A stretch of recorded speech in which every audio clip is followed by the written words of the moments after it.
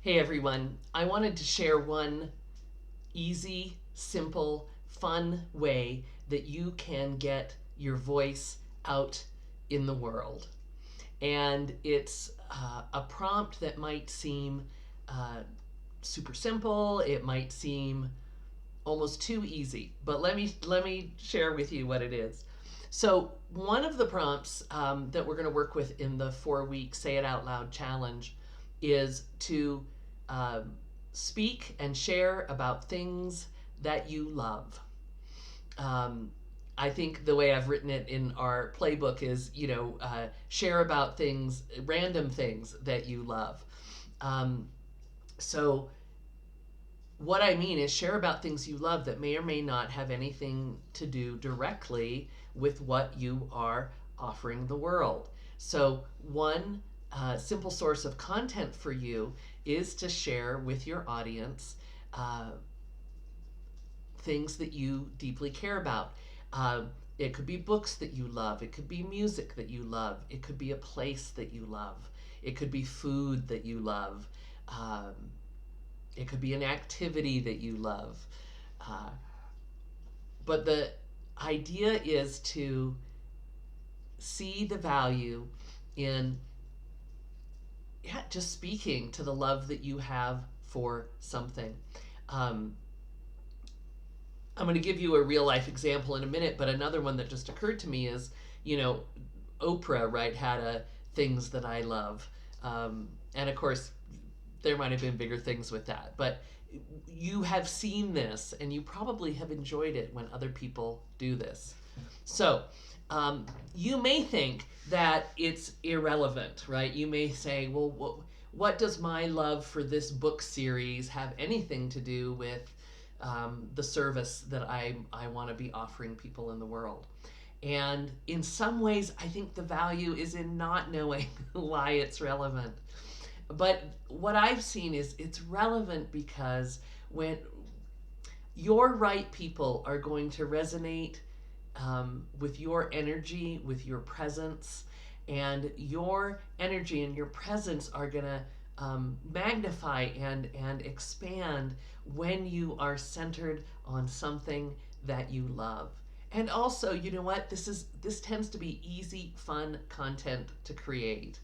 Um, you may think it's off topic, right?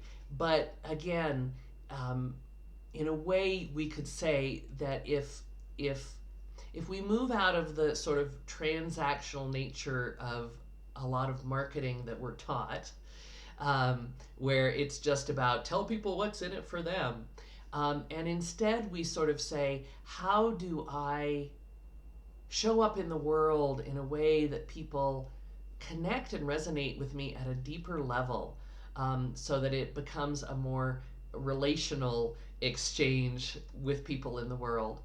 Um, so, again, when you share who you are giving people an opportunity to feel and resonate into your energy and your presence.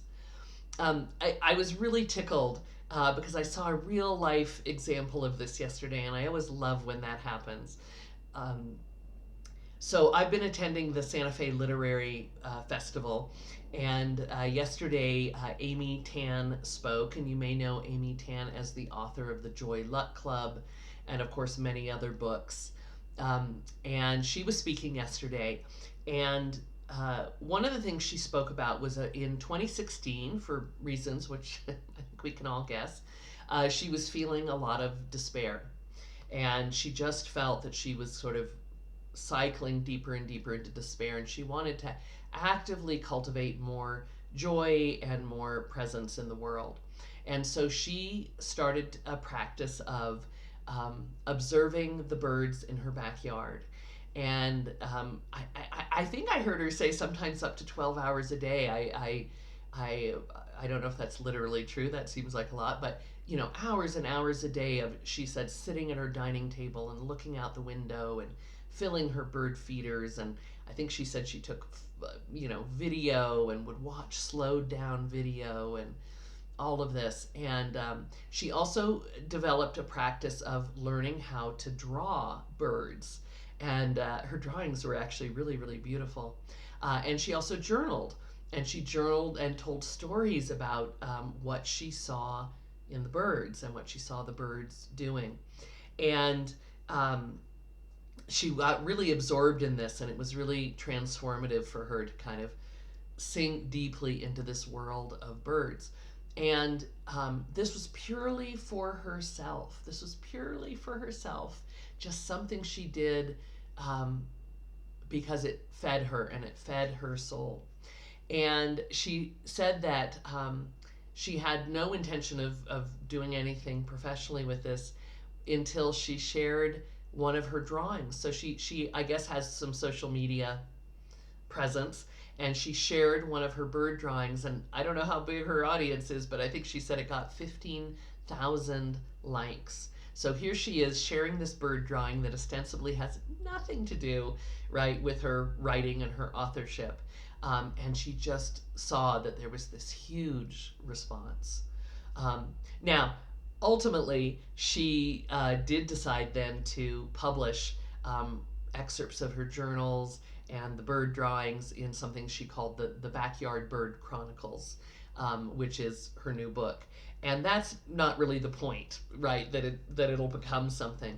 But I will say, one of the things I also believe is that our most powerful presence and our most powerful offerings do come from kind of integrating more and more of who we are and what we love into our work.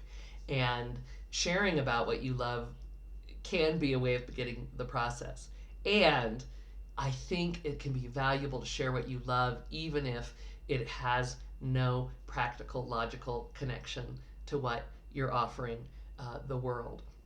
Your right people will respond when you share who you are, and when you write about what you love. It puts all of us into this kind of beautiful opening and intensification of the presence of who we are. So this is just one of the many, many prompts I'm going to give you in the Say It Out Loud challenge to really support you in being bolder and braver about sharing yourself and putting your voice out in the world. If you want to join us, we start on Sunday, May 25th, when I will release the first workbook and videos. And that first week is sort of prep, and then 3 weeks of really being held and supported, putting yourself out in the world. So I hope you'll come join us.